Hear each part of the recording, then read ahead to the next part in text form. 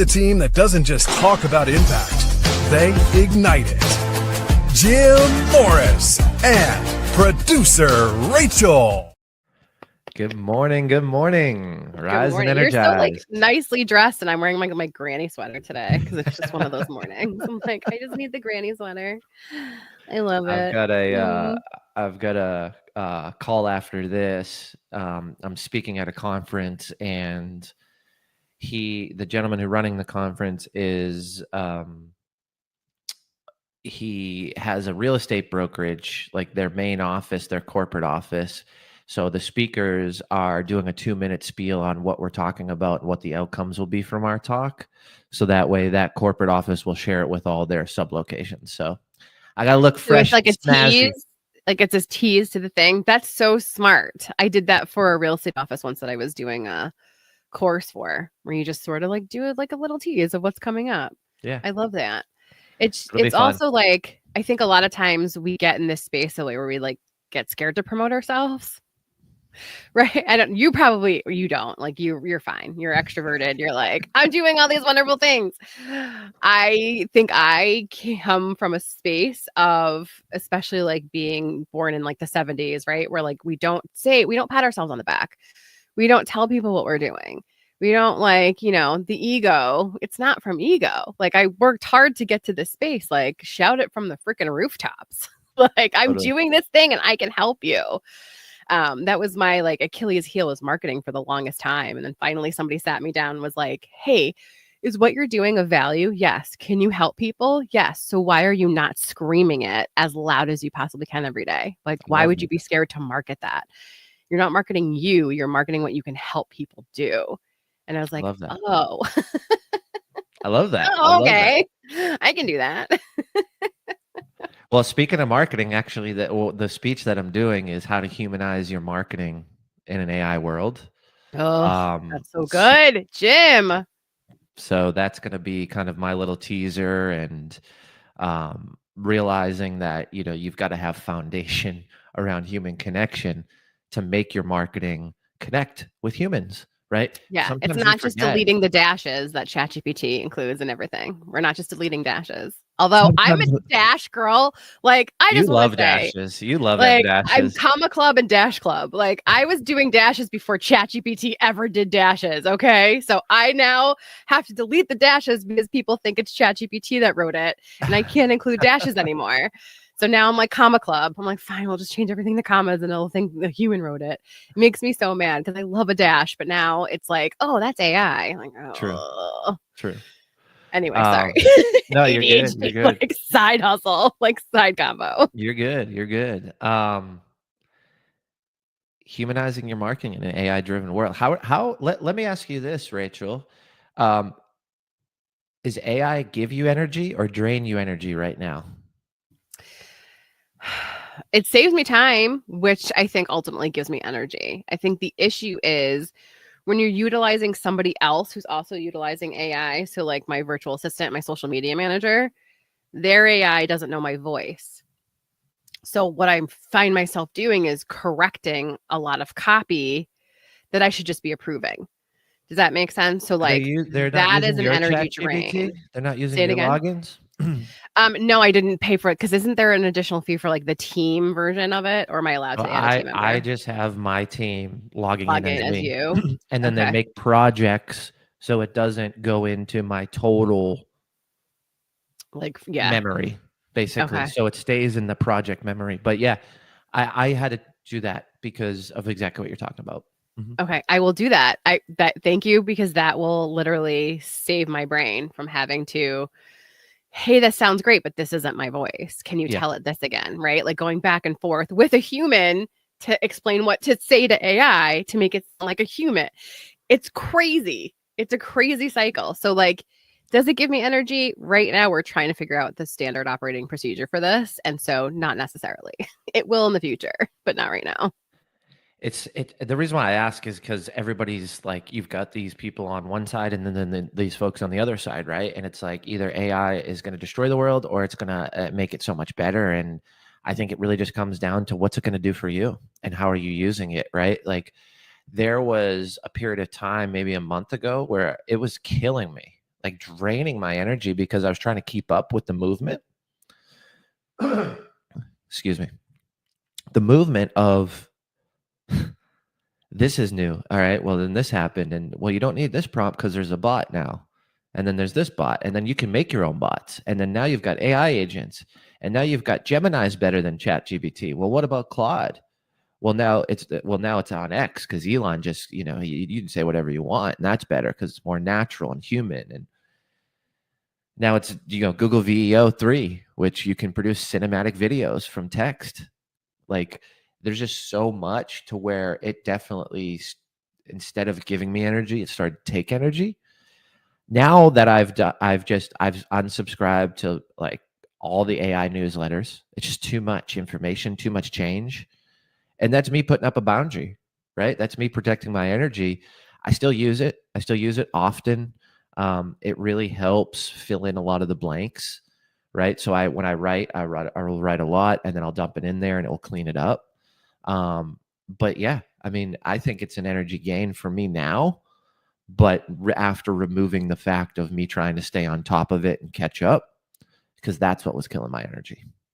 And that's what I'm telling everybody in this talk is like, build the human connection aspects of who you are, how you show up, then leverage it, and then use it to a point where it gives you energy. And then the last piece, I think, just on this AI conversation, and especially marketing in general, is you can't market or you can't sell stuff that you can't fulfill. So what does that mean? You write a badass ad and you're going to teach on these 3 topics, or your product's going to do this, and then it doesn't. People are killing their brands right now, absolutely destroying their brands. I got on a call with someone and I'm like, is this person reading a teleprompter on this training? There's no energy. There's no human connection. There's no back and forth. Their eyes are doing this. Like they're like a fake smile, or literally reading line for line. I'm like, I'd rather just an AI bot. I'd rather you tell me this is an AI bot and at least looks me in the eye when it talks to me, right?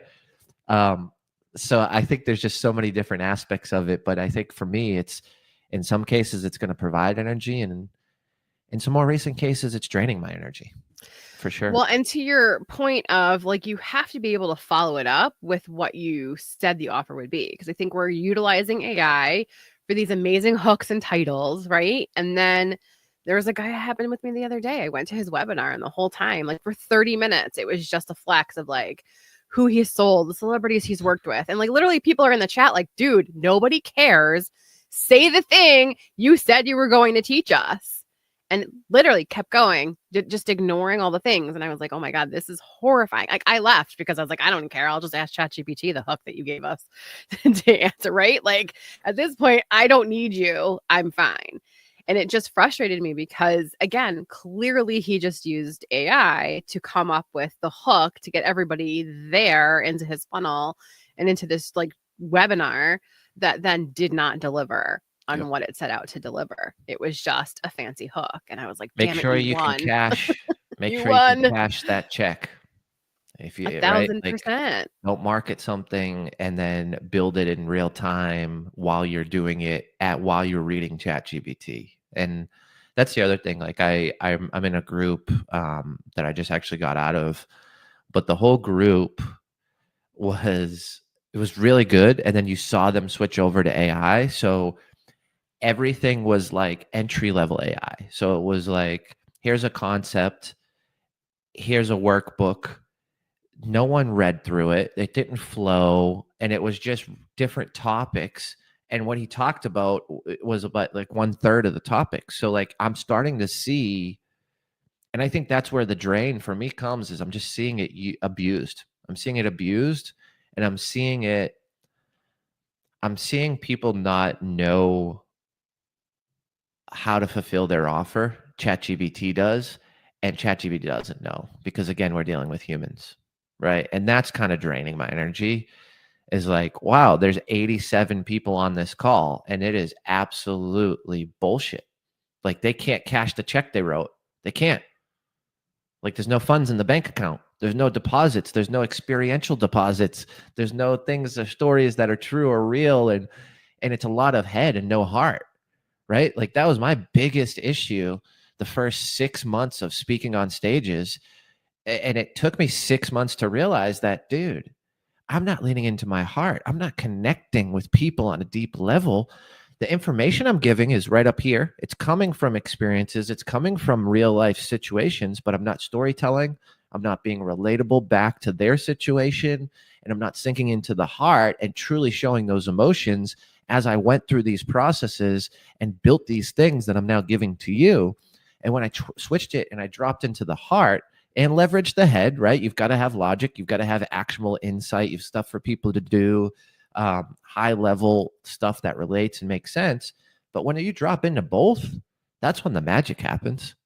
That's when the people line up after the stage. That's when the 100 people are in the comment box on a webinar saying, this was amazing. Oh my God, thank you. This is when they say, that was so good. Yes, please do your offer now. Like, we want to hear your offer. Not, we're going to bait and switch you. It's, you have permission to now pitch us because you are legit. You are relatable. You've given me actionable things. You've connected with me on a human connection level. You've told stories. You've shared your personal experiences, your wins, your losses, your plot twists in life. Okay, now I want to work with you. I like you. I know you. I trust you. What's your offer? Well, that doesn't mean to buy it, right? But the acknowledgement of you want to see what you have, that tells you that that person's legit and what they've given from value and their expertise and their experience. And like, when you're on a webinar and someone's like, are you going to teach us, or are you going to keep talking about yourself? Like, no one wants to hear the pitch at the end. It's a complete opposite, right? That's exactly a lot of that for sure. Well, and AI is not going to help you make that human connection. Number one, what I also explain to clients, because I help, I media train clients, i.e. like you're an expert and you want to be on like TV, radio, all the things. And then I also help small business owners and creators create better content. And so I will have them use AI to help them with a hook, right? Because you shouldn't be starting out with like, hey guys, you need a hook. But after that, I will tell them, like, you can write down bullet points for yourself, but please don't read a script. Please just come from like the authentic space of like the knowledge that you know and the expert you are, because I need you to make that connection with your voice, with your energy, with what you're saying.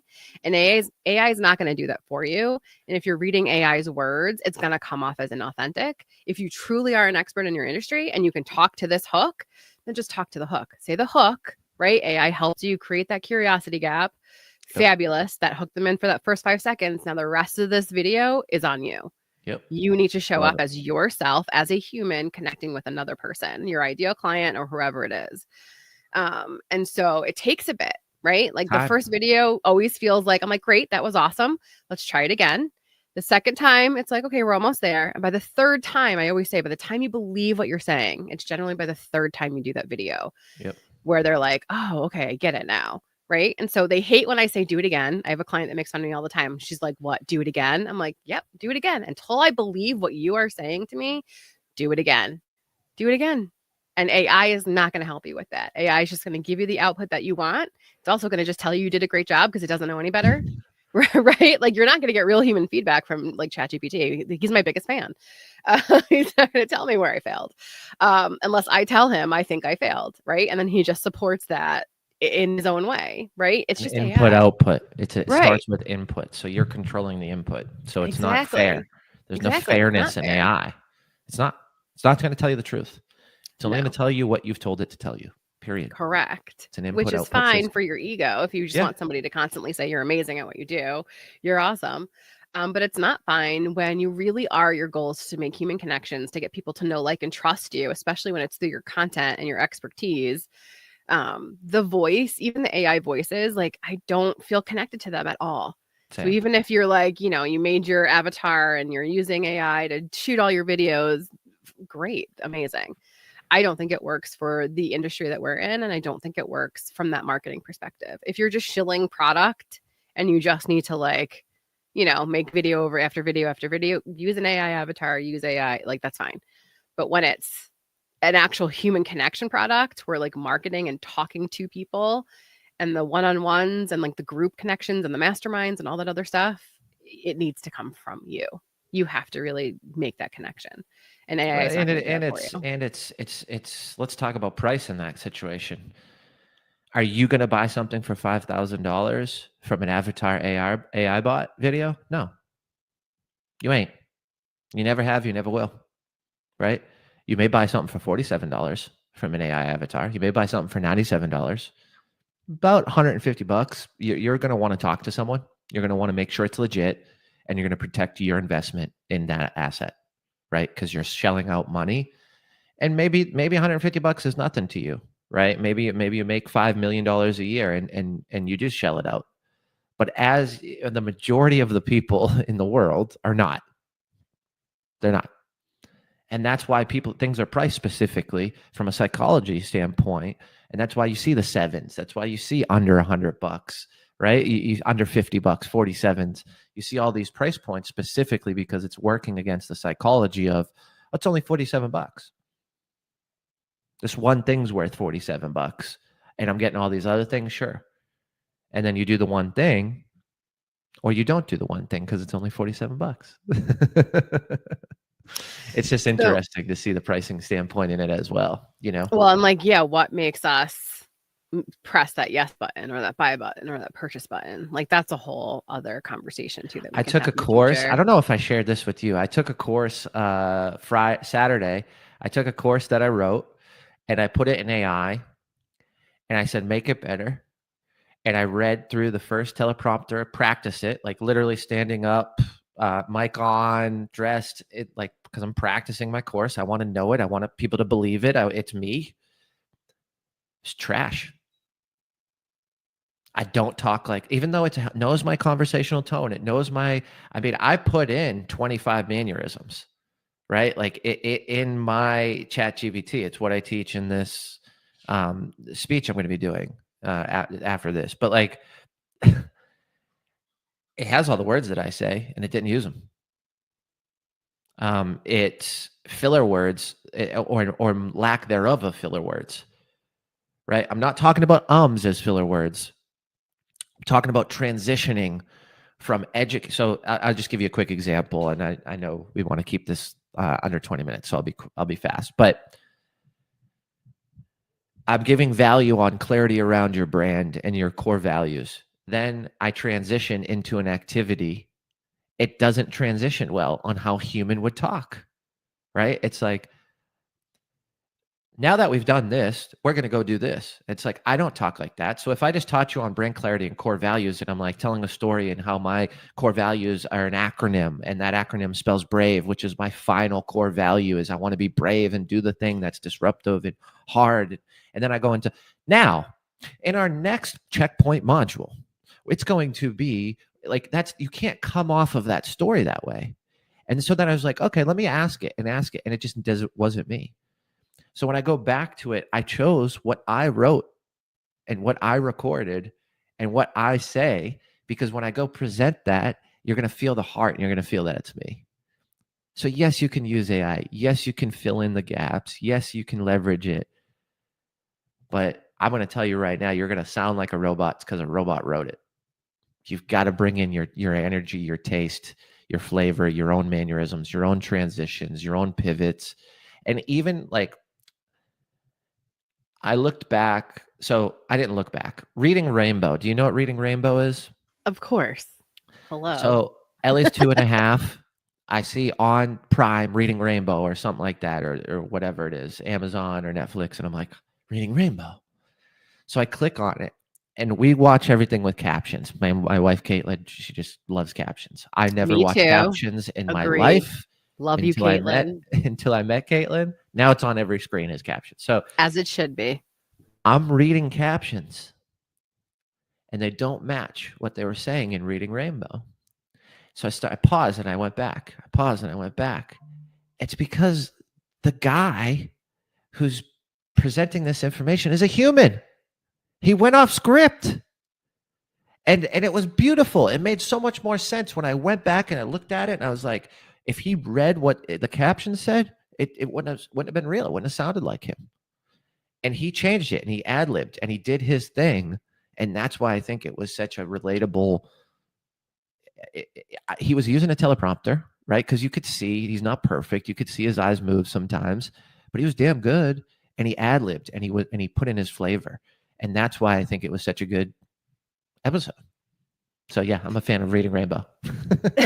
So what should people be focusing on today? Yes, AI can help, but ...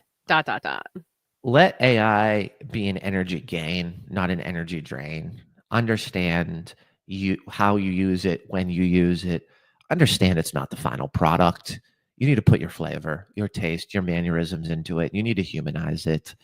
So don't go and use it in your marketing and have this amazing campaign that brings in 80 people into your space, and then what you present is just poor because it's not you. It's not what you believe. It's not you don't have your own experiences. Like, use it to energize you and leverage it in that way. That would be my advice for today. That's amazing. That's perfect. Look at us. Let's go. Oh AI. All right, everybody. Have an amazing day.